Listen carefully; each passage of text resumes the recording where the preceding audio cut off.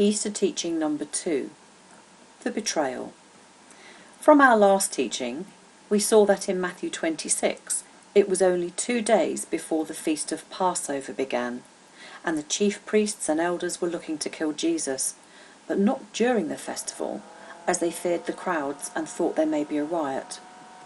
What they needed was someone in the know, someone who worked closely with Jesus, someone who knew his habits and where he would be, away from the crowds.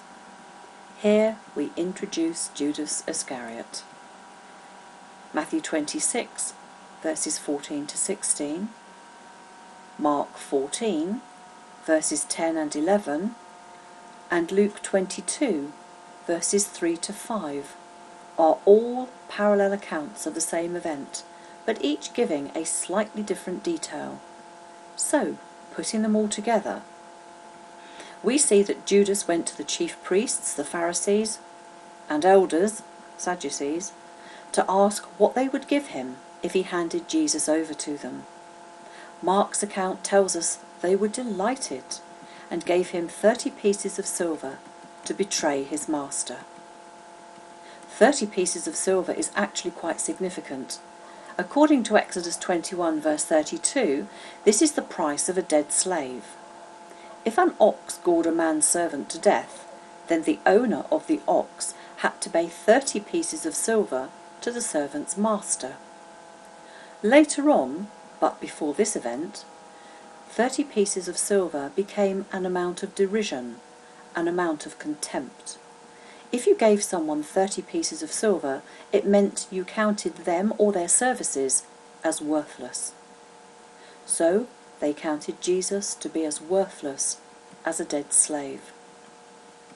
Who gave Judas the money? The chief priests and elders, but not out of their own pockets. It came out of the temple treasury. The money in the temple treasury was only to purchase sacrifices, and unbeknowingly to them all, this is exactly what the 30 pieces of silver did.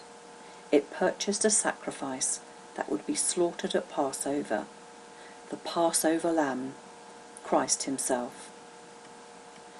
What sort of person was Judas, and what made him do such a thing?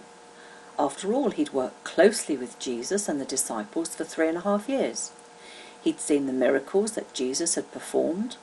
He'd heard the teaching from his master. He had lived, eaten and breathed in close proximity with Jesus. So why would he want to do this? Judas was one of the 12 disciples, but he was not like them. He was the treasurer in charge of the money bag, but we are told in John chapter 12 verses 1 to 5, we set the scene as 6 days before the start of Passover, when Mary, the sister of Martha, poured nard over Jesus' feet and dried them with her hair. This nard was worth nearly a year's wages. Judas objected and asked why this perfume hadn't been sold and the money given to the poor. However, John 12 verse 6 tells us, he did not say this because he cared about the poor, but because he was a thief. As keeper of the money bag, he used to help himself to what was put into it. So Judas was dishonest and loved money, so much so that he stole from his own team of disciples. Luke 22:3 tells us that before he went to the chief priests and elders to offer his services, Satan entered Judas. We all have our weaknesses, and the devil will try to get to us to give in to them. That's when we're told to put on the whole armour of God, and that the devil is like a roaring lion seeking to devour us. With Judas's love of money, and then the coaxing by Satan, he yielded to the temptation.